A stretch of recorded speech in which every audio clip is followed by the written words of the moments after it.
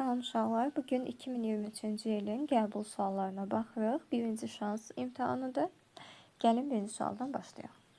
Deməli bizə göstərir ki, amper vurulsun, Henry bölünsün, farad. Amper nəyin vahididir? İ'nin vahididir. Kök altında uşaqlar Henry elin vahididir, induktivliyin. Farad da biz bilirik ki, tutumun vahididir. Gəlin belə eləyək. Bu deməli i'ni kökün altına salaq. Onda olacaq yuxarıda eli kvadrat, aşağıda da olacaq tutum. Uşaqlar, biz bilirik ki, eli kvadrat bölünsün 2 bizə enerjinin vahidini verir, yəni joule verir. İndi burada 2 olmasa da, biz zaten 2'nin vahidi yoxdur, fərq yoxdur. Eli kvadrat görən kimi yerinə biz onun vahidi olaraq joule yaza bilərik. Joule. Hətta belə olanda joule şəklində yazın. Çünki S ilə bu C-ni qarışdıra bilərsiniz. Biri joule'dur, biri isə tutumdur. Tutumun vahidi isə faraddır. Farad.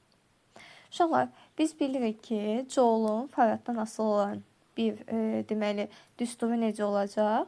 Deməli S-dən asılı olan düsturu S-u kvadrat bölünsün 2 olacaq. Aşağıda da bir dənə S yazsaq əgər faradın yerinə, burada S-lərimiz ixtisar gedir. U kvadrat bölünsün 2, yəni oradan nə qalır? Volt qalır və yaxud da joule'un yerinə biz farad vurulsun, volt kvadrat yaza bilərik. Hardan gəldi bu? S kvadrat bölünsün 2-dən. Onu da bölürsən farada. Faradlarımız ixtisar gedir. Deməli, alınır bizim vahidimiz volt. O da nəyin vahididir? Gərginliyin vahididir. Və yaxud da belə də baxa bilərik. Uşaqlar, fikir verin. Burada i var, el var, bir də S var, tutum var. Eli i'ni görən kimi biz eli kvadrat ağlımıza gəlir. S'ni də görən kimi həmişə düsturumuz nədir? S-u kvadrat bölünsün 2. Bu da eli kvadrat bölünsün 2. Bunları bir-birinə onsuz da biz bərabər eləsək, ikilərimiz ixtisar gedir. Onda biz u'nu tapanda olur kök altında eli kvadrat bölünsün S şəklində. Daha sonra keçdik ikinci sualımıza. İkinci sualımızda şöyle deyir ki, 3 mol qaz izobar genişlənərkən növünü verib bizə 3. İşimiz 480. F8. Bizdən nə istəyir? Temperaturu istəyir. Temperatur nə qədər artmışdır? Yəni delta T-ni bizdən istəyir. Şöyle fikir versəniz, bizim u'nun düsturu 2'də 3 növ delta T və yaxud da 2'də 3 P delta V şəklindəydi. Amma işin düsturlarında 2'də 3 yoxdur. İşin düsturu sadəcə olaraq növ F delta T şəklindədir və yaxud da necə yaza bilərik? P delta V şəklində də yaza bilərik. Uşaqlar, buradan delta T-ni tapsaq, delta T-miz bərabərdir. A bölünsün növ F-ə. O da bərabərdir. 480 bölünsün 3 vurulsun 8. 8 üçün 24. 24 ilə yuxarıdakı 48 ixtisar gedir. Cavabımız alınır 20 Kelvin. 20 Kelvin də B variantımızdadır. Daha sonra uşaqlar 3-cü suala baxsaq. 3-cü sualımızda fi'nin T'dən asılılığı verir. Deməli, induksiya elektrik hərəkət qüvvəsinin zaman asılılığını istəyir. İnduksiya elektrik hərəkət qüvvəsinin düsturunu yazsaq, bərabərdir mənfi delta fi bölünsün delta T. Bu şəkildə. Uşaqlar, biz görürük ki, induksiya elektrik hərəkət qüvvəsi fi'nin zamana görə dəyişməsinə, yəni onun törəməsinə bərabərdir. Uşaqlar, birinci hissədə bu şəkildə bucağa baxırıq və üçüncü hissədə yenə də T-ni yuxarı qoyuruq, bucağa baxırıq. Uşaqlar, fikir verin, 3'ün bucağı alfa 3'ümüz böyükdür alfa 1'dən. Niyə alfa dedim? Çünki biz bilirik ki, deməli, qarşıdakı katetin bitişik katete nisbəti bizə tangens alfanı verir. Ona görə alfalara baxırıq. Bucaq harda böyüdürsə, 3-cü daha böyüdür 1'dən. Ona görə 3-cü qrafikimiz 1'dən böyük olmalıdır. Bunları silirik. İkinci qrafikimizdə isə şola fikir verin, fi dəyişməyib. Biz deyirik axı, epsilon nədir? Delta fi'nin zamana görə dəyişimi deməkdir. Əgər delta fi'miz dəyişməyibsə, onda zamana görə dəyişim yoxdursa, o epsilonumuz 0-a bərabər olacaq. Yəni delta fi nə deməkdir? Fi 2 çıxılsın, fi 1 deməkdir. Əgər dəyişməyibsə, eyni rəqəmdən eyni rəqəmi çıxanda kəsrin sürəti 0-a bərabər olduğu üçün onda ədədimiz də epsilonumuz da 0 olacaq. Yəni ikinci halda 0 olan A variantı. Kiçik, daha sonra böyükdür, ortada isə 0. Gəldik soğa 4-cü suala. Tili el olan polad kub müəyyən qüvvənin təsiri ilə A təcili alır. Həmin qüvvənin təsiri ilə el bölünsün 2 olan polad kubun aldığı təcil nəyə bərabərdir? Gəlin birinci təcili hesablayaq. A bərabərdir F bölünsün M şəklində. Bizə əgər soğa yadda saxlayın, tildən söhbət gedirsə, deməli həcmdən danışır burada. F bölünsün rho V yazaram. F bölünsün rho yerində qalar. V'nin yerinə biz bilirik ki, əgər biz bir kubdan danışırsa, onun həcmini tapanda biz nə yazacağıq orada? Məsələn, bir tərəfi eldirsə, onda həcmin yerinə elin kubu, yəni bir tərəfin kubunu yazırıq. Şola fikir versəniz, deyir ki, qüvvə həmin qüvvədir. Həmin qüvvənin təsiri ilə. Qüvvə eynidir. Yenə də polad kubdur. Polad kub. Ona görə də sıxlığımız da eyni olacaq. Sadəcə olaraq dəyişən kəmiyyətimiz nədir? Elimiz dəyişir. A ilə el necə asılıdır? Tərs mütənasib asılıdır. Bayaq el olan yerdə əgər A qədər təcilimiz var idisə, indi el bölünsün 2 olan yerdə təcilimiz nə qədər olacaq? Uşaqlar, əgər A elin tərs kubu ilə asılıdırsa, el olanda A qədər idisə, indi olacaq kubun tapanda el bölünsün 2-nin kubu. Deməli, A bölünsün, daha doğrusu el bölünsün 8 formasında olacaq. Onda A ondan tərs asılı olduğuna görə cavabımız olacaq 8A. İndi isə keçid alaraq 6-cı sualımıza baxaq. Üzülürsən, 5-ci sual. 5-ci sualımız buradadır. Deməli, bizə iç-içə çevrə verir və mərkəzi qaçma təcilləri arasında hansı münasibətin doğru olduğunu bizdən soruşur.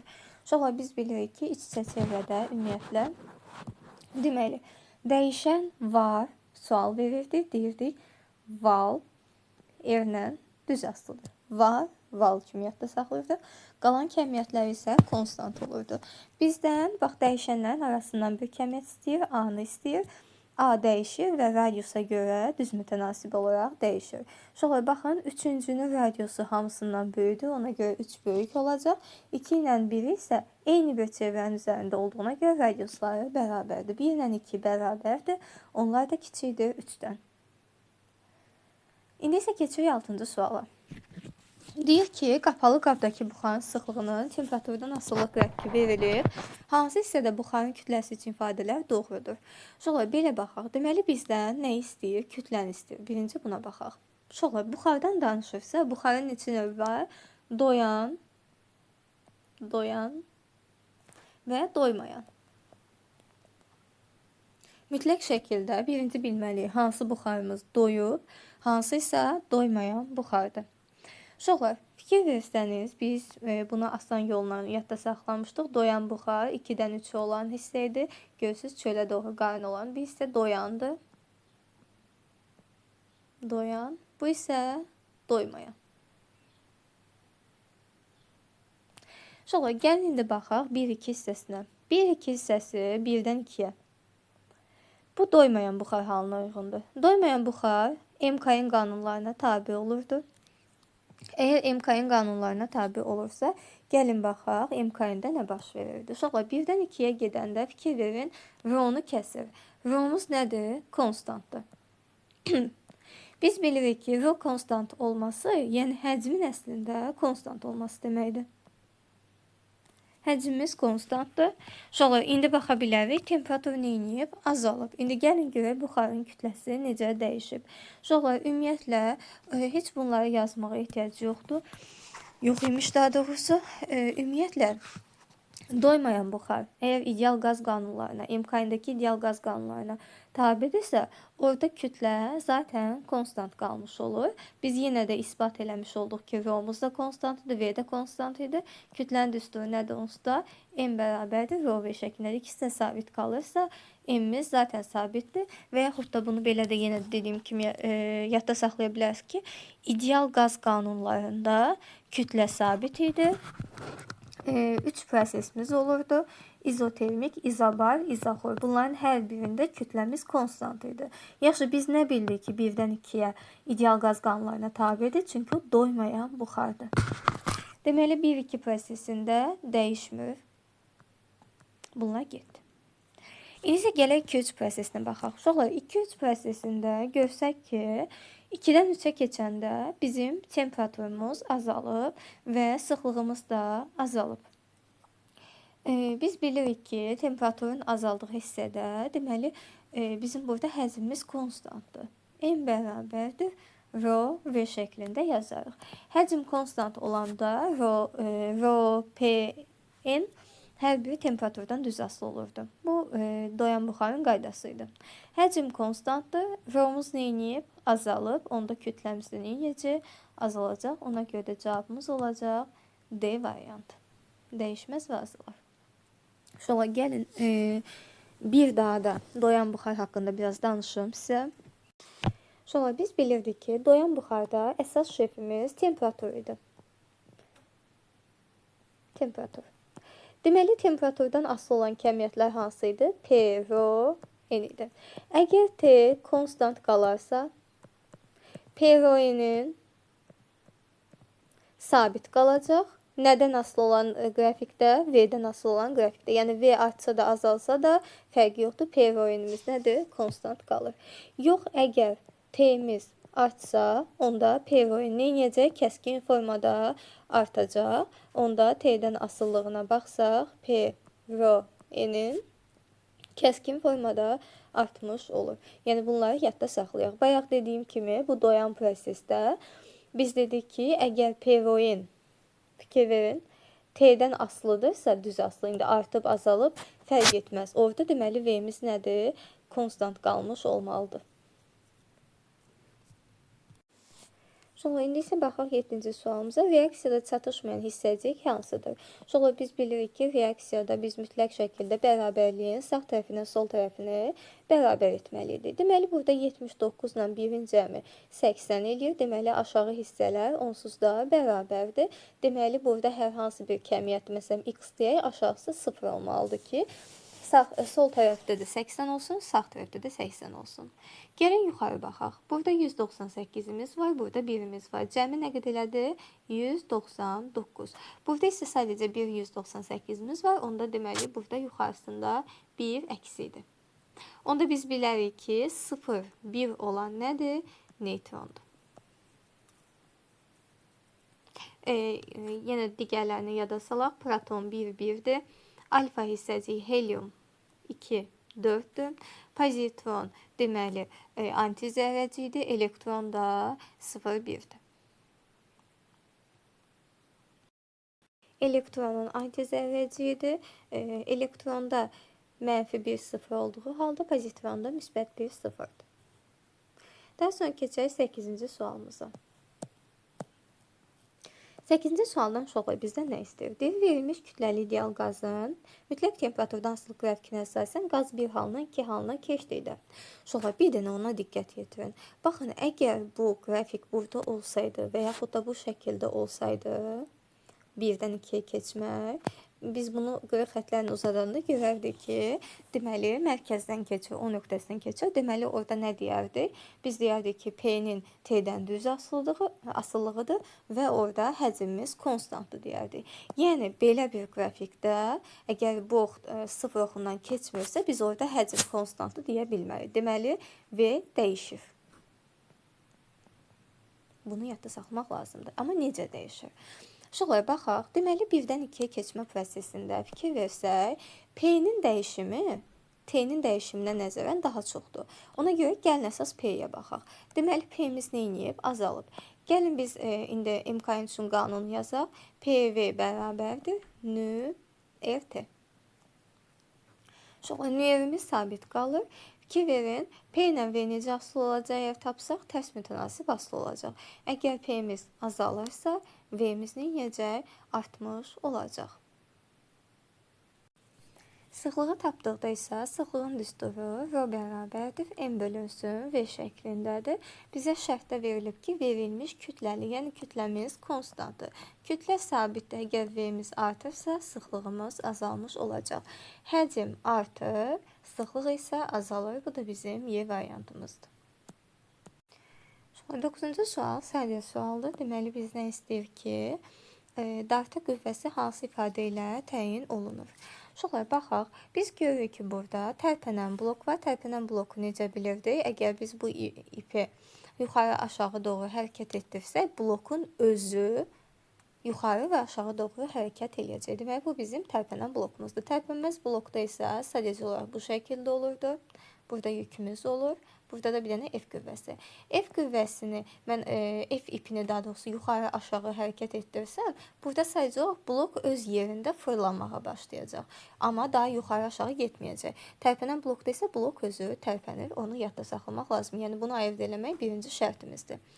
Yaxşı, tərpənən blokda şərtimiz nə idi? Tərpənən blokda biz deyirdik ki, 2 dəfə qazanc əldə edirdik. Qazanc. Sonra 2 dəfə qazanc nə deməkdir? Yəni, bunun əgər kütləsi, ağırlıq qüvvəsi, daha doğrusu mg qədərdirsə, biz ona nə qədər qüvvə tətbiq edirik?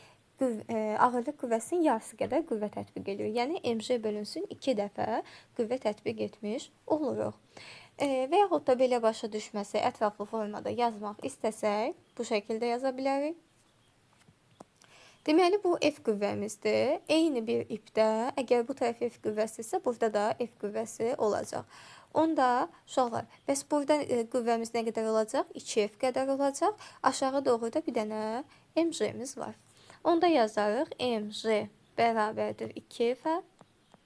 F də bərabərdir mg bölünsün 2-yə. Yəni, bayaq dediyimiz cavabı sayıcı olaraq isbat edərək almış olduq. Sonra indi baxırıq 10-cu sualımıza. Deyir ki, elektron bir cins elektrik sahəsinin qüvvə xətləri istiqamətdə çəkək. Bunu mütləq şəkildə həmişə çəkin. Qüvvə xətləri, bir cins elektrik sahəsi, bu bir cins elektrik sahəsidir. Qüvvə xətlərinin istiqamətində bir dənə elektron daxil olur. Deyir, elektronun impulsunun zamandan asılı qrafiki hansıdır? Sonra impulsun zamandan asılı deyirsə, elə sürətin zamandan asılı olacaq. Yeniləşənsə yeniləşən, yavaşlayansa yavaşlayan hərəkət olacaq. Düz xətlidirsə düz xətli. Nə zaman düz xətli olardı? Əgər burada elektron yerinə neytron olsaydı. İndi gəlin baxaq, elektron necə hərəkət edir. Sonra biz bilirik, qüvvə xətləri müsbətdən başlayır, mənfiyə doğru davam edir. Elektronumuz necə kəmiyyətdir? Mənfi yüklü zərrəcikdir. Mənfi yüklü zərrəcik hara doğru deyir hərəkət eləyir? Qüvvə xətləri istiqaməti. Yəni, mənfi mənfiyə doğru hərəkət eləyir. Mənfinin mənfiyə doğru hərəkət eləməsi bərabər yavaşlayan hərəkət deməkdir. Sonra bunları sildik. İndi yavaşlayan deyəndə heç vaxt çaşıb daha bu qrafiki götürmürsünüz. Çünki sürətin qrafiki, impulsun qrafiki ilə eynidir. Biz sürətdə belə əyri xət görməmişik. Belə əyri xət, yavaşlayan hərəkət fərqli olur. O, deməli, əgər bu şəkildə olsaydı, deməli, o S-in T-dən asılığı o fərqli bir şeydir. V-nin, P-nin T-dən asıllığı sadəcə olaraq düz xətdən göstərilir və yavaşlayan hərəkətimiz bu şəkildədir. Deyir, cərəyanlı 3 naqildən hansılar bir-birini itələyir? Sonra yadda saxlayırdıq ki, əks istiqamətdə yönələn naqillər bir-birini itələyirdi. 1, 3 və 2, 3 bir-birini itələnmiş olacaq. Bu da bizim A variantımıza uyğundur. İndi isə keçid olaraq 12-ci sualımıza. Sonra bu sualda deyir ki, zamandan asıllıq qrafiki, cismin sürətinin zamandan asıllıq qrafikini bizə deyir ki, tap hansıdır? Sonra cismin sürətinin zamandan asıllıq qrafiki əslində bunların hər biri ola biləcək qrafiklərdir. Məsələn, əgər əyri xətlər verilsəydi, deyərdik ki, o yanlışdır. Amma düz xətlə verilən hər bir qrafik ola bilər. İndi baxaq nəyə? Sonra, deməli bizə verir ki, dartı qüvvəmiz, bax, indeksində D yazaq, dartı qüvvəmiz 10 newtondur. Bizə mu verib, kütlə verib, J verib. Deməli, bizim burada müəyyən bir sürtünmə qüvvəmiz var. Gəlin F sürtünməni tapaq. F sür. Sürtünmə qüvvəmizin düsturu mu m j şəklindədir. O da bərabərdir. 0,4'ü vururam. Kütləmiz 4'dür. J də 10'dur. Bu da eləyir 16. Deməli 16 elədir. Əla. Şola fikir verin. Sürtünmə qüvvəmiz 16'dır, dartı qüvvəsi 10'dur. Bu o deməkdir ki, dartı qüvvəsi kiçikdir sürtünmə qüvvəsindən. Şola nə zaman ki sürtünmə qüvvəmiz böyük olsa, bu o deməkdir ki, cisim necə hərəkət eləyir? Bərabər yavaşlayan hərəkət eləyir. Şola bərabər yavaşlayan hərəkətin qrafiki B variantında var, bir də D variantında var. Digər qrafiklər yeyinləşən, düz xətli, yenə də yeyinləşəndir. İndi isə baxaq uşaqlar. İndi hansını seçirik? Birincisi x oxu istiqamətdə yavaşlandı, ikincisi əksi istiqamətdə. Fikir verin, x oxu sağa doğrudur. Bizim cismimiz də elə x oxu istiqamətdə gedir. Ona görə də biz nə edirik? Biz x oxu istiqamətdə bərabər yavaşlayan hərəkəti götürmüş oluruq. Uşaqlar bir də onu da deyim sizə, qeyd edeyim. Bəzən uşaqlar nədə çaşırlar? Fikirləşirlər ki, F qüvvəsi sağadır, V0 da sağadır. Əgər ikisi də sağadırsa, aha, deməli biz demişdik ki, əgər sürətlə təzil eyni istiqamətdəsə, bu yeyinləşən hərəkəti deyib, momentində yeyinləşən hərəkəti nişanlayırlar. Uşaqlar, bu ən böyük yanlışdır. Çünki bunun mənası nədir? İzah eləyək ətraflı. Uşaqlar, fikir verin, düzdür. A ilə V, yəni F ilə V eyni istiqamətdə olanda o yeyinləşən hərəkət deməkdir. Sadəcə olaraq əvəzləyici qüvvə ilə, F əvəzləyici ilə V eyni istiqamətdə olanda bu yeyinləşəndir. Burada əvəzləyici qüvvə axı F deyil, bu sadəcə F dartı qüvvəsidir. Axı burada bir dənə də sürtünmə qüvvəsi var. Onu da nəzərə almaq lazımdır. Hətta biz görürsüz, yazdıq, gördük ki, sürtünmə qüvvəsi sən demə, dartı qüvvəsindən daha böyümüş. Yəni bunun əvəzləyicisi, yekun əvəzləyici qüvvə hara gedirmiş? Sola doğru gedirmiş, sürət isə sağa doğru, yəni bunlar əks istiqamətdə gedəndə təbii ki, yavaşlayan hərəkət olacaq. Yəni belə suallarda bir dənə diqqətli olun. Gəldik 13-cü sualımıza. 13-cü sualda bizdən istəyir ki, K açarını qapadıqda ampermetrin və voltmetrin göstərişi necə dəyişir? Uşaqlar, gəlin belə eləyək. Birinci halda təbii ki, cəryan müsbətdən gedir. K açarımız açıq idi. K açarımız açıqdırsa, gəlir, cəryan buradan gəldi buradan. Uşaqlar, bu K açarı açıqdır. Bu naqildən keçə bilməyəcək. Bu heç, bu öz yerində, bu ləğv oldu. Uşaqlar, yuxarıda da ev müqavimət var, aşağıda da ev müqavimət var. Ona görə ikisindən də gəlir, keçir. Bu şəkildə keçdi və getdi. Gəlin görək müqavimətimiz əvvəlcə, yəni birinci açıq halda nə qədər oldu?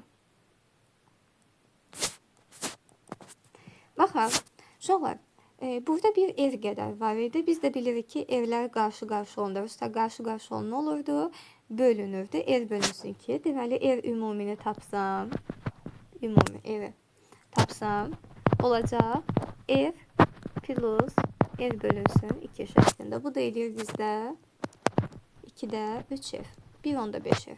Birinci halda belə idi. İndi gəlin ikinci hala baxaq. Bunları silək.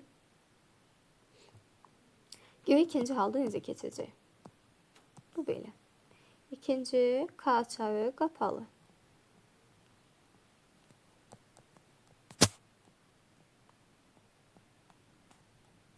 Uşaqlar, baxın, yenə müsbətdən başlayır. Gəldi bu şəkildə.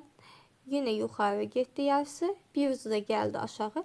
Uşaqlar, əgər yuxarı doğru qəşəng bir dənə bağlı, qapalı naqil varsa, niyə bu müqavimətin üstündən keçsin ki? Demək, bunu eləyəcək, gələcək bu şəkildə, sadəcə bu naqilin üzərindən keçib, bu formada burada birləşib, cəryan keçib gedəcək. Deməli, indi qapalı halda necə oldu ev ümumimiz?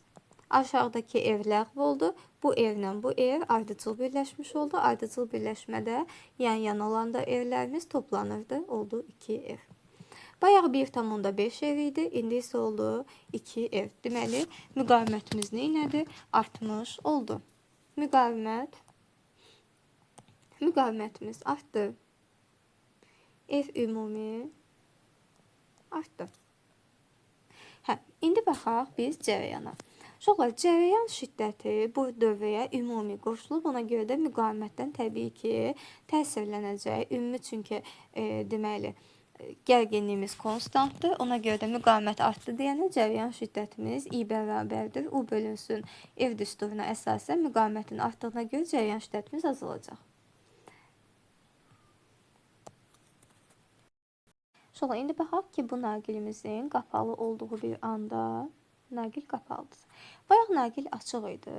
Cəryan gəlmişdi evə qədər, bax bu nöqtəyə qədər. Buradan o tərəfə boş naqil yox idi. İki tərəfdə də, iki yolda da eyni qədər müqavimət var idi. Ona görə də hər ikisindən keçib getdi. İndi isə bir dənə bizim nədir? Qəşəng bir qapalı naqilimiz var. Onda cəryan nə edəcək? Cəryan gələcək, təbii ki, buradan keçəcək, məlum məsələ. Amma uşaqlar, əgər aşağıda bir dənə boş naqil varsa, cəryan niyə yuxarıdakı müqavimətdən və yaxud da aşağıdakı müqavimət olan canavarın olduğu yerlərdən keçsin? Ona görə də cəryan nə edəcək? Gələcək bu şəkildə bomboş naqildən keçmiş olacaq. Bax bu şəkildə də getmiş olacaq. Onda müqavimətimiz, ev ümumi müqavimətimiz nə qədər oldu? Sadəcə bircə dənə ev qədər oldu. Yəni bu evlərdən heç bir cəryan keçmədi. Onda biz cəryan şiddətini tapsaq, cəryan şiddəti ümumidir, çünki hamısına bağlanıb. Ümumi cəryan şiddətidir bu. Ümumi cəryan şiddəti bərabərdir. U ümumi bölünsün ev ümumi. Uşaqlar, birinci halda evimiz 1/5 ev idi, ikinci halda ev qədər oldu. Yəni evimiz neyinib? Azalıb. Evimiz azalıbsa, təbii ki, U-muz konstantdır, ümumi U-muz konstantdır. Onda ev azaldığına görə İ'miz artmış olacaq. Artar variantları saxlayaq. Daha sonra gələ baxaq voltmetrə. Uşaqlar, fikir verin, voltmetr sadəcə və sadəcə bu ev müqavimətə qoşulub. Bu ev müqavimət burada deməli artıq işə yaramadı, oradan cəryan keçmədi. Ona görə də voltmetrin göstərişdə nə olacaq? 0-a qədər azalmış olacaq. Cavabımız olacaq D variantı. İndi isə baxaq, deməli 14-cü suala. Bizə deyir ki, cismin sürətinin proyeksiyasının zamanla asıllıq qrafiki verilib. Hansı qrafik bu cismə təsir edən əvəzləyici qüvvənin işi? Bax, burada diqqətli olmaq lazımdır. Əvəzləyici qüvvənin işi deyirsə, A bərabərdir, F vurulsun S. Deməli, orada qüvvə iştirak eləməlidir. Əvəzləyici qüvvənin işinin zamanla asıllığını ifadə edir. Zamanla asıllığa baxmalıyıq. Uşaqlar, gəlin bura baxaq. Bu necə hərəkətdir? Yeyinləşən hərəkətdir. Və V0 neçədir? 0-dır. Ona görə də yazıram, əvəzləyici qüvvənin işi deyir. Əvəzləyici qüvvəmiz olduğu kimi qalır.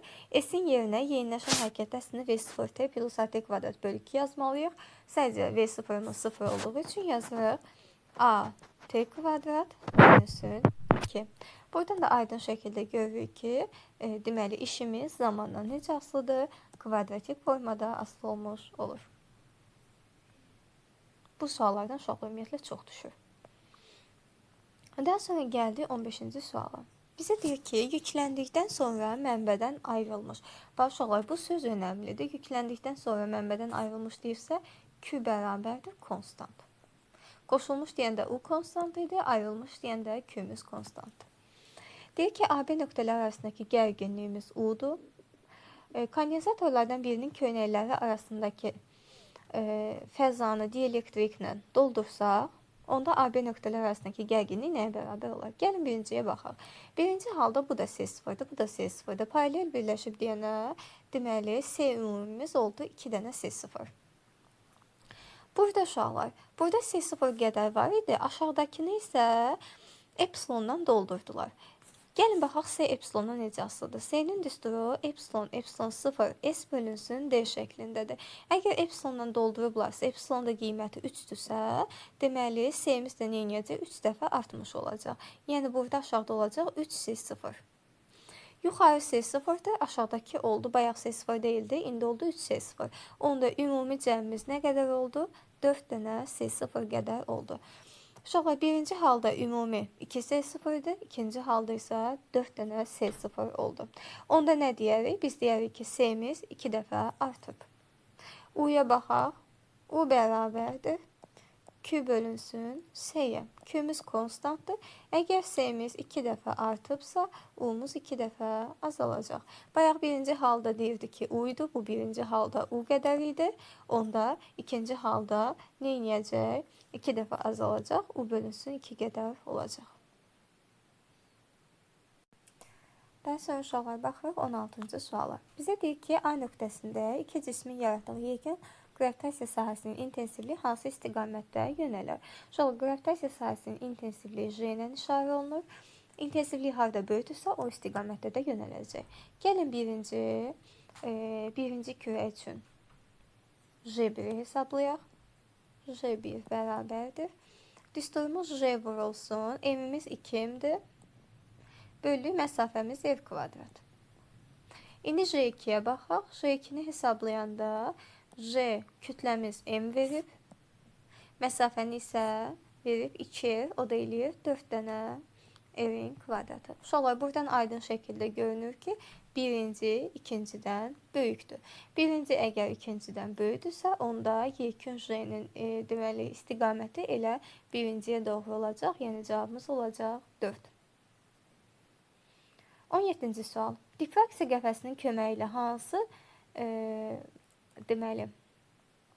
hansını təyin etmək olar? Baxaq. Uşaqlar, ümumiyyətlə diffraksiya qəfəsində biz işıq dalğasının dalğa uzunluğunu təyin edirik. Bunu əzbər şəkildə yadda saxlayırıq. Optik qüvvə ilə heç bir əlaqəsi yoxdur. Şüalanma selinin sıxlığı, yəni bunları belə də baxsanız, görərsiniz ki, heç bir bunların əlaqəsi yoxdur. Sadəcə işığın dalğasının dalğa uzunluğunu təyin edirik. Diffraksiya qəfəsində olan düsturlarda bir dənə yada salaq. D sinus fi, diffraksiya sözünü görən kimi düsturunu yazın. Əgər bilmirsinizsə, nəyi təyin edir? Kalyamda. Bu qədər. Bu D nədir? Diffraksiya qəfəsinin periodu. Sinus fi təbii ki, bucaqdır. Lambda dalğa uzunluğudur. K da onun tərtibidir. Tərtibi onsuz da bizə məsələlərdə verir. 3-cü tərtib, 2-ci tərtib. Yəni orada tərtibi təyin etməyəcək ki, əlbəttə ki, biz orada lambdanı təyin etməliyik. Gəldik 18-ci suala. Diodlar və lampalar qütbləri A və B olan sabit cəryan mənbəyi şəklində qoşulub. Doğru ifadələr müəyyən edin. Deyir A müsbət, B mənfi olarsa. 2 ilə 3 lampaları yanar. Gəlin yoxlayaq. Deməli, bu müsbətdir. Müsbətdən başladıq, getdik belə. Uşaqlar, biz bilirik ki, diodun işarəsi onun istiqamətini göstərir. Baxın, görürsünüz, sağa doğru gedə bilərsən deyir. Gəldi sağa doğru, buradan da keçdi. Amma yuxarı fikir verin, bu əslində sola doğru axmaq deməkdir. Ona görə də L1 lampası burada yanmayacaq, 2 ilə 3 yanacaq, 1 yanmayacaq, tam doğrudur. Gəldi ikinci, A müsbət B qütbü mənfi olarsa bunu yoxladıq. Xeyr, belə olmadı. Yuxarıdakı kim oldu? İndi isə gəlin ikinci halı təyin edək. Deyir ki, A mənfi olsun. B-miz isə müsbət olsun. İndi bunu yoxlayaq. Mənfi, müsbət. Müsbət isə buradan başlayacaq. Gəldi bu şəkildə L3 yanacaq. İndi istiqamətimiz bizim sola doğru olduğuna görə yuxarıdan keçəcək, aşağıdan keçməyəcək. L2 yanmayacaq. Burada nə deyir? Deyir 1, 3 yanar, L2 isə yanmaz. Tam doğrudur. Yəni cavabımız 1 və 3 olacaq. 4 isə bunun əksidir. Təbii ki, olmaz. Gəldi 19-cu suala. Suallar harmonik rəqsdən danışırsa bizim 2 qutumuz var idi. Bunu çəkin, birinci növbədə yazın, sonra sualı oxuyun. A, F, Y potensial, bir də X-ımız var idi. V, P, Y kinetik. Bu P bilirsiniz nədir? İmpulsdur. Gəlin baxaq. Deyir ki, AC kənar və B tarazlıq vəziyyətdədir. A-dan B-yə və B-dən C-yə hərəkətdə uyğun bəndləri seçin. A-dan B-yə nə olar? B-dən C-yə nə olar? Gəlin baxaq birinci A-dan B-yə. Biz bilirdik ki, ən birinci bunu yazın. Kənarlarda sürət nə idi? 0 idi. Deməli, sürətə aid olan kəmiyyətlər də 0 idi. Gəlin baxaq. Birinci, cismin impulsunun modulu artır. Burada sürət 0 idi. Get-gedə sürəti nə edəcək bunun? Sürətimiz artacaq. Onda impuls da artacaq. Bu olduğu birinciyə aid. Potensial enerji artır. Xeyr, əgər sürət artırsa bu hissədə, onda bunun dostu, yəni kinetik enerji artar. Potensialın artması getdi ikinciyə. Daha sonra baxırıq. Cismin təcili tarazlıq vəziyyətinə doğru yönəlmişdir. Deməli, bu sualda hər iki halda təcil əslində deməli hara doğru yönəlib, tarazlıq vəziyyətinə doğru yönəlib. Daha sonra 3 getdi bura. Daha sonra baxırıq, cismin təcilinin modulu azalır. Təcilin modulunun azalması hansı istiqamətdə olur? Əgər sürət artırsa, təcilin modulu azalmış olacaq. Bu da getdi birinciyə, bu elədir 4. İndi isə baxaq 5-ciyə. Cisim bir tam rəqs ərzində getdiyi yolun 4/1 hissəsini gedir. A-dan B-yə gedəndə də 4/1 gedir, B-dən C-yə gedəndə də yenə də 4/1 getmiş olur. Bu da aiddir təbii ki, 5-ci də ortaya aiddir. Onda cavab çıxarsa 1, 4, 3, 5 və ortada 2. Bəli, bu da bizim B variantımıza uyğundur. Uşaqlar, biraz çətin ola bilər sizə burada təcilin mərkəzə doğru yönəlməsi. Təcilin mərkəzə doğru yönəlməsi nə deməkdir? Bax, A-dan B-yə gedəndə onsuz da istiqamət o istiqamətdədir. Ona görə təcildə əvəzləyici qüvvə bu istiqamətdə olduğuna görə təcil də oraya yönəlir. Amma B-dən C-yə gedəndə cisim özü bu tərəfə hərəkət eləsə də, onu geri çəkən bir qüvvə var da. Çünki orada qalmayacaq ki, kənarda. Təzədən geri qayıdacaq. Ona görə də əvəzləyici qüvvə bu istiqamətdə olduğuna görə deyirik ki, təcil B nöqtəsinə doğru, yəni tarazlıq vəziyyətinə doğru yönəlir. Çünki həmin qüvvə onu tarazlıq vəziyyətinə təzədən qaytarmağa çalışır. Sonra 20-ci sualımız fərqli sualdır. Deyir ki, intensivliyi 20 Newton bölünsün kulon. İntensivliyi yazdıq. 20. Daha sonra birinci elektrik sayəsində hərəkətə başlayır. V'miz neçədir? V'miz 2 vurulsun 10 üstü 6'dır. Neçə santimetr yol getməlidir? Elektron bölünsün M verib, kütləni verib. Deməli 2 vurulsun 10 üstü 11 bizdən yolu istəyir. S bərabərdir sualı. Uşaqlar, baxın görürsünüz, mütləq şəkildə birinci verilir çıxarmalıyıq. Əgər buradan bizdən S-i soruşur, düzdür, onda biz nə hansı düsturdan istifadə edirik? Gəlin birinci təcili tapaq. Təcil A bərabərdir. F bölünsün M şəklində yazaq. Yazdıq bunu. F'in yerinə biz nə yazırıq? QY. F bərabərdir QY idi. İntensivlik vurulsun yük. Sayıcılıq burada yükün yerinə elektron vurub. Verib bizə elektron vurulsun Y bölünsün M şəklində yazıb təcili hesablaya bilərik. Təcilimizin qiyməti olacaq. Deməli, elektron bölünsün kütlə 2 vurulsun 10 üstü 11'dir. Onda vururuq 20'yə, eləyir 40 vurulsun 10 üstü 11. İndi isə baxaq nəyə? Bizdən S istəyir, sürəti verir. Onda S bərabərdir. Deməli, elektron sürətinin bu qədər olması üçün nə qədər yol getməlidir? Deməli, bizim düsturumuz V0 kvadrat, daha doğrusu V kvadrat bölünsün 2A düsturundan istifadə edə bilərik. V'nin deməli, kvadratı 4 vurulsun 10 üstü 12 olacaq. Aşağıda isə yazırıq 2A. 2 vurulsun, 40 vurulsun 10 üstü 11. 10 üstü 11'dən 12'mizin biri getdi, 10 qaldı yuxarıda, 1 0 getdi, bunlar getdi, aşağıda qalır 1 bölünsün 2, o da 0,5. Bizdən nə istəyir? Santimetr nə istəyir? O da eləyəcək 50 santimetr. Biz metrdən tapdıq. Uşaqlar, bu sual dediyim kimi biraz fərqlidir. Düsturu yada salmaq biraz burada ola bilsin, çətin gəlsin. Sadəcə o həmişə yadda saxlayın. Əgər bu elektron bölünsün M-i veribsə, deməli biz düsturda bunu gətirib hardansa tapmalıydıq.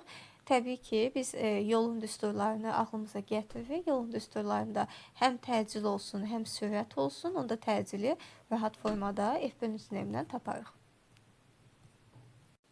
20-ci sualda deyir ki, hansı halda cismin yeri nəzərən potensial enerjisi sabit qalır, kinetik enerjisi azalır. Uşaqlar, potensialın sabit qalması üfüqi istiqamətdə hərəkət zamanı olur. Çünki yuxarı aşağı hərəkət edəndə hündürlük dəyişdiyi deyənə potensialımız da dəyişir. Potensialın sabit qalması üçün üfüqi hərəkət olmalıdır. Şaquli hərəkətləri sildik. İndi bizə deyir ki, kinetik enerji azalsın, yəni yavaşlayan hərəkət eləsin. Birinci bərabər sürətlidir, bunu silirik. Bərabər yeniləşəndə səhvdir. D variantı bərabər yavaşlayan hərəkətdir. Deyir, hansı qrafik verilmiş metal üçün fotoeffektin qırmızı sərhədinə uyğun dalğa uzunluğunun düşən işığın dalğa uzunluğundan asıllığını ifadə edir. Biz bilirik ki, lambda maksimaldır, nü minimaldır, A çıxışdır. Bunların heç biri kəmiyyətlərdən asılı deyil. Daha sonra gəlirik neçənci sualımızda? 23-cü sualımız. Alfa hissəcikli intensivlik xətləri istiqamətdə bildiğiniz elektrik sahəsində 10 volt potensiallar fərqini keçdikdən sonra onun potensial və kinetik enerjisi necə dəyişəcək? Sonra bizə deyir ki, intensivlik xətləri istiqamətdə hərəkət edir. Yenə də intensivlik xətlərini mütləq şəkildə çəkirik, müsbətdən mənfiyə doğru. Alfa zərrəciyimiz, deməli, intensivlik xətləri istiqamətdə hərəkət edirsə, alfa özü müsbətdir.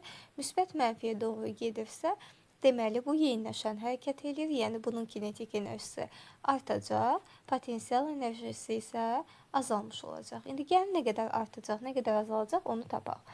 Deməli, bizim işimizi tapsaq, bu delta Y potensial, yəni Q delta phi şəklindədir. Bizim delta phi-ni potensiallar fərqini bizə 10 volt verir. Q-nün də yerinə biz bilirik ki, deməli, A-nın Q-sü, yəni yükü nə qədərdir? Alfa zərrəcik helium 2-4-dür. Biz bilirik, yuxarıdakı kütlədir, aşağıdakı son nə idi? Yüküdür. Onda yükün yerinə 2 yazarıq. Bizim potensiallar fərqimiz nədir? 10-dur. Onda eləyəcək 20. Potensial enerjimiz 20 volt azalacaq. Elektron volt. Elektronla yazaq. Elektron volt. Kinetik enerjimiz isə 20 elektron volt artmış olacaq. Azalar və artarı seçərik. Çox maraqlı sualdır. Uşaqlar, dediyim kimi, belə suallarda üzə çox düşür.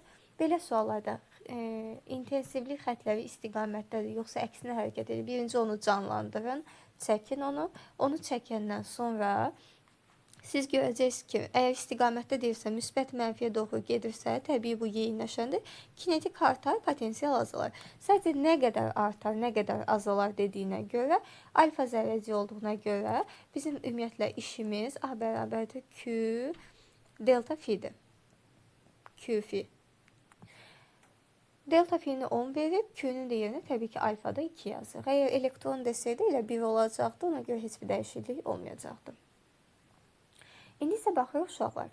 24-cü suala. Kütləmizi verib, 20 dəqiqə müddətinə ayrılan istilik miqdarını hesablayın deyir. 20 dəqiqə müddətində ayrılan istilik miqdarını hesablamaq üçün gəlin birinci biz burada çıxarış verilir yazaq. Uşaqlar bizə kütləni verib. Kütləni verib, delta T 20 dəqiqə ərzində deyir. Xüsusi istilik tutumu S-ni verib bizə. Xüsusi ərimə istiliyi lambdamız var. İndi bizdən nə istəyir? Bizdən istilik miqdarını istəyir. Uşaqlar, 20 dəqiqə ərzində deyirsə, burada bir proses var, bu da ikinci prosesimiz. Ona görə də Q bərabərdir. Q1 plus Q2 şəklində yazarıq. O da bərabərdir. Q1-in yerinə S, M, delta T, Q2'nin yerinə isə lambda M düsturunu yazırıq. O da bərabərdir. Buradan M-ləri ixtisar aparsaq, daha doğrusu M-ləri mötərizə xaricini çıxarsaq, 10'da 2 şəklində yazarıq. Yuxarıda burada yazarıq. S-nin yerinə 4000 vurulsun. Delta T'miz nə qədərdir burada? 20'dir. Üstə gəlinsin, lambdamız isə 350, yanında da 3 sıfır, çünki kilo ilə verib.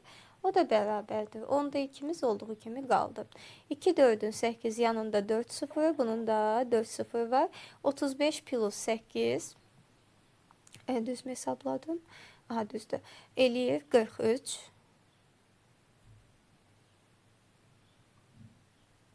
Bu da eləyər deməli 86 kilojoule. 86 kilojoule. Kilojoule niyə? Çünki burada 4 sıfırımız vardı. Onun bir dənəsi, gəlin bunu bir dənə düzgün formada yazın. Bir dəqiqə üzülürsən. Burada yazarıq. 10'da 2'miz olduğu kimi qaldı. Burada 86, yanında 4 sıfırımız var. Sıfırlardan biri getdi. Onda, daha doğrusu burada 43 idi. Üzülürsən. 43. Aha, sıfırlardan biri getdi. Onda cavab qaldı 86, yanında 3 sıfır, yəni kilojoule şəklində. Belə. Şoğla hesablamalarda bir dənə diqqətli olmaq lazımdır. Çünki bu suallarda hesabda əgər səhv olarsa, deməli bal verilmir. Amma əgər ətraflılarda olsa, orada bal verilir müəyyən qədər. Amma bu deməli kodlaşdırma suallarında bal verilmir. Gəldik indi isə 25-ci suala. Bu sual tipindən demək olar ki, hər deməli bölməmizdə var. Cərəyan şiddəti 2 dəfə artdıqda I1-imiz I-dir, I2 oldu, 2I. Maqnit sahəsinin enerjisi 60 joule artdı. W1-imiz elə W-dir, W2 oldu, W plus 60. İndi deyir ki, enerjinin başlanğıc qiymətini tapır. Biz enerjinin düsturunu bilirik ki, W bərabərdir. L I kvadrat bölünsün 2. Kvadratik aslıdır. Onu da yazaram. W1 bölünsün W2 bərabərdir. I1'in kvadratı bölünsün I2'nin kvadratı. W bölünsün W plus 60 bərabərdir. 4'də 1 eləyəcək. I ilə ixtisar gedəcək. Onda 4 dənə W plus 60'dırsa 3 W'miz 60, W isə 20 olmuş olacaq. 26-cı suala baxaq. Bizə bu sualda deyir ki, optik qüvvəsi 2,5 dioptriya olan. Uşaqlar çox vaxtı burada nədə çaşırlar? Çox vaxtı verilirləri qarışdırırlar. Uşaqlar dioptriya D-nin deməli D-nin vahididir. D bərabərdir 2,5. Bizə bu verilib. Bəzən optik qüvvə sözünü görəndə deyirlər ki, bu F-dir. Xeyr uşaqlar, F fokus məsafəsidir. Deməli, 4 dəfə kiçildilmiş həqiqi xəyalı alınmışdır deyir. Uşaqlar, xətti böyütmənin deməli ifadəsi Q-dır. Q bərabərdir F bölünsün D, F-dır kimi yadda saxlamışdıq. Xətti böyütmə desəydi 4 yazardıq, amma 4 dəfə kiçildilmiş xəyal deyilir deyənə 4'də 1 yazarıq. Onda biz buradan yazarıq ki, D-miz bərabərdir 4 dəfə. Bizdə nə istəyir? Linzaya qədər, cisimdən linzaya qədər olan məsələ, yəni D-ni istəyir. Əgər D-ni istəyirsə, gərək biz F-i neynəyək? D-lə əvəz eləyək. Onda gəlin belə yazaq. Onda F neçəyə bərabər olacaq? F bərabər olacaq bu ifadədən tapsaq. D böl 4'ə. Yaxşı, gəlin davam edək. Uşaqlar, biz bilirik ki, bu özü də 1 bölünsün F-ə bərabərdir. 1 böl F-in düsturunu yazsaq, olur 1 bölünsün D plus 1 bölünsün F-ə. Onda o da bərabərdir. Bu 2,5 verir bizə, özü verir. O da bərabərdir. F'in yerinə D böl 4 yazacağım. Burada 1 bölünsün D'miz olduğu kimi qalsın. Plus 1 bölünsün D böl 4 yazsam 4 yuxarı qalxacaq. Onda 5 bölünsün D şəklində alınır. Onda əgər mən buradan D'ni tapsam D bərabərdir. 5 bölünsün 2,5 o da eləyər 2. 2 metr. Uşaqlar, yenə də deyirəm, bəzən bu optika ilə bağlı suallar veriləndə uşaqların gözü qorxur. O göz qorxmağın səbəbi odur ki, əslində verilir çıxara bilmirik. Verilir əgər çıxarsaq, nələrin verildiyini. Gözü uşaqlar çox sadə şəkildə məsələni həll etmək mümkündür. Niyə bu düsturdan istifadə elədim? Bir də onu qeyd edeyim. 1 bölünsün F'in düsturu, 1 bölünsün D plus 1 bölünsün F şəklində olur. Bu da bərabərdir nəyə? D-yə. Belə yazdım. Bundan əlavə niyə burada plus yazdım? Çünki uşaqlar, birincisi həqiqi xəyal alınıb. Həqiqi xəyaldırsa kiçik F'in qarşısında plus olmalıdır. Plusdakı toplayıcı linzadır. Toplayıcı linzada da böyük F'in də qarşısı mütləq şəkildə müsbət olur. Səfirci linza olsaydı böyük F mənfi olacaqdı. Deməli, əgər bizə möfhumi xəyal desəydi, onda bura mənfi olmuş olacaqdı. Bu belə. Baxaq 27-ci suala. Cərəyanın naqilə perpendikulyar istiqamətdə hərəkət edən zərrəciklər və onlara təsir edən Lorentz qüvvəsi arasında hansı uyğunluğu, düzgün uyğunluğu müəyyən edin. Uşaqlar, biz bilirik ki, baxın, görürsünüz, bu istiqamətdə deməli hərəkətimiz var. Həmişə bilirik, naqilin axdığı istiqamətin sağ tərəfi x-dır. Biz deyirik, sağa keçmək olmur. Sağ tərəf x-dır, sol tərəfi isə nöqtədir. Biz baxırıq, bu 3 zərrəciyin 3-ü də hardadır? X-ın daxilindədir. Ona görə də sol əlimizdən istifadə edirik. Təbii ki, amperdə də, Lorenzdə də sol əl qaydasıdır. Son əlimizi çəkirik belə ovcumuzu. Baxın belə bu ovcumuzun içidir. Sonra görürsünüz 4 barmaq sürətin istiqamətini göstərir Lorenzdə. Baş barmaq isə Lorenz qüvvəsinin istiqamətini göstərir. Əgər müsbət cisim olsa belə olacaq, mənfi olsa əksi götürüləcək. Sonra proton müsbətdir. Təbii ki 4 barmağımız sürətin istiqamətini göstərəcək. Baş barmağımız Lorenz qüvvəsinin istiqamətini göstərəcək sola doğru. Elektron da protonun əksinə sağa doğru olacaq.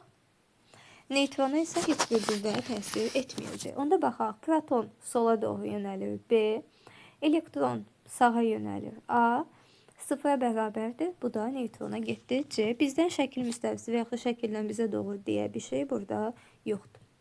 Sonra indi isə gəlin ətraflı yaz tələb olunan tapşırıqlara baxaq. Deyir, hava ilə doldurulmuş şar su ilə dolu dərin qabın dibinə bağlıdır. İplə bağlanıb. İpi kəsdikdə şar suyun səthinə çatana qədər nə cür hərəkət edər? Müvafiq düsturları yazmaqla cavabınızı əsaslandırın. Deyir ki, müqavimət qüvvəsi nəzərə alınmır, temperaturumuz da konstantdır. Sonra biz mayedə təzyiqə baxaq. P bərabərdir Rj H düsturundan istifadə edirik. Şar yuxarı qalxdıqca onun üzərindəki su sütununun hündürlüyü azalır. Buna görə də bizim təzyiqimiz neyəcək? Azalmış olacaq. Gəlin baxaq görək şarın həcmi necə dəyişir. Sonra həcmə baxsaq, PV bərabərdir nÜ/T. Biz bilirik nümüz, evimiz konstantdır. Bizə verib ki, T də konstantdır. Onda P ilə V tərs mütənasib asılı olur. Əgər P azalırsa, şarın həcmi artmış olacaq. Həcmi niyə tapırıq biz? Çünki maye daxilində hərəkət etdiyinə görə Arximed qüvvəsi bizə maraqlıdır. Arximed qüvvəsi Rho maye, J, V cisim kimi, V batan və ya V cisim kimi baxırıq. Sonra mayenin sıxlığı eynidir. J'miz eynidir. V'miz neyniyib? Artıb. Cismin həcmi deyirik ki, artdı. Onda Arximed qüvvəmiz də artmış oldu. Biz baxırıq, cisim yuxarı doğru hərəkət edir. Aşağı doğru bir dənə mg ağırlıq qüvvəmiz var, yuxarı doğru Arximed qüvvəmiz var. Əgər biz əvəzləyici qüvvəni tapsaq, ma bərabərdir. Nə yazarıq? F Arximed çıxılsın mg. Fikir verin, sonra Arximed qüvvəsi artdığına görə onda bizim deməli deyə bilərik ki, bu cisim yeniləşən hərəkət eləyəcək. Həmçinin də hərəkət yuxarı doğrudur. Bizim əvəzləyici qüvvəmiz də yuxarı doğru olduğuna görə biz deyirik artan təcillə yeniləşir. Hərəkət etmiş olur. İndi isə baxaq uşaqlar 29-cu suala. Deməli, müqavimətləri 50, 150, 200 olan rezistorlar şəkildəki kimi dəyişən cəryan mənbəyinə qoşulub 5 saniyə müddətinə ayrılan istilik miqdarını hesablayır. Sonra ümumiyyətlə istilik miqdarının düsturu Q-dür. Q-nün düsturu deməli U kvadrat bölünsün F vurulsun T şəklindədir. Və yaxud da kvadrat FT düsturundan da istifadə etmək olar. Gəlin birinci müqaviməti hesablayaq. Görək müqavimətimiz nə qədərdir. Uşaqlar, müqavimətimiz yuxarıda elde verir ki, bu 50'dir. Bu isə 150'dir. Biz bilirik ki, müqavimətlər yan-yana olanda toplanırlar. Onda buradakı ümumi müqavimət oldu 200. Aşağıda da bir 200 müqavimətimiz var. Qarşı-qarşıya olanda isə onlar bir dənəsinin sayına bölünürdü. Yəni, ev ümumimiz nə qədər oldu? Ev ümumi 100 ohm oldu. İndi isə gəlin uşaqlar aşağıda düsturda tətbiq eləyək. Uşaqlar bizə verib ki, U kvadrat. Düsturumuzda U kvadratdır. Buradakı isə bizim nəyimizdir? U maksimaldır. Aydın şəkildə görünür də. Buradakı udursa bu U maksimaldır. U nəyə bərabərdir? U bərabər idi. U maksimalın bölünsün kök 2'yə. Onda U'nun yerinə yazaram mən. U maksimal kvadrat bölünsün kök 2'nin kvadratı 2 eləyəcək. Vurulsun F, vurulsun T. Bu da bərabərdir. O maksimalımız 200 idi, oldu 400 bölürük 2 vurulsun 100'e, o da vurulsun zamanımız da 5'dir. Onda buradan hesabatımızı aparsa, deməli ixtisarımız gedir. 2 5'in cevabımız oldu 10. Üzülürsən, uşağa hesabda səhv elədim. 10 olmayacaq cavabımız. Çünki 2'nin 200'ün kvadratı idi. 200'ün kvadratı burada 2 sıfırımız da olmalıdır. O da cavabımız eləyəcək 1000. İndi isə uşaqlar sonuncu sualımıza baxaq. 30-cu suala.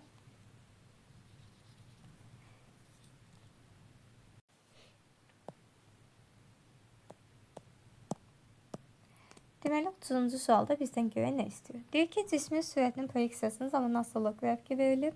Hərəkətin ilk 9 saniyə müddətində yerdəşmə modulunu hesablayın. Uşaqlar, yerdəşmə modulu adda qalan fiqurun sahəsidir. Gəlin buradakı fiqurun sahəsini tapaq. S1'i hesablayanda biz deyirik ki, 6 üçün 18 bölü 2'yə elədir 9. 9 metr. İndi isə gəlin aşağıdakı adda qalan fiqurun sahəsini hesablayaq. Bu da 3 bucaqdır. Bu oturacağımız 3'dən 9'a qədər 6'dır.